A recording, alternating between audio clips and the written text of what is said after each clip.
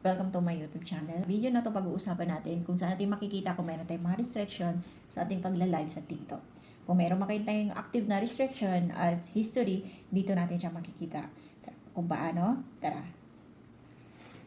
So, punta lang tayo sa ating TikTok apps. Sa baba, makikita yung profile. Click natin to. Click natin yung 3 lines dun sa taas. Pag-click nyo sa 3 lines, makikita yung TikTok Studio. Click natin yan.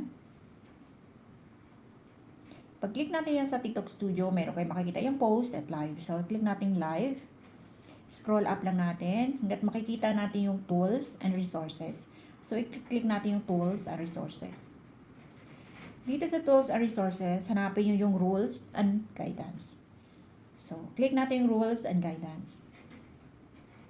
Pag-click natin sa rules and guidance, ito yung makikita natin, community guidelines, your feature access, and restrictions. So, i-click natin yung restrictions kung mayroon tayong restrictions. So, wala tayong active na restriction guys as history. Kung meron kayong mga active na restrictions yung pagla-live at meron kayong history, dito yan siya makikita. So, sana nakatulong. Kung meron kang natutunan, please subscribe and click the notification bell button. Thank you for more tutorial.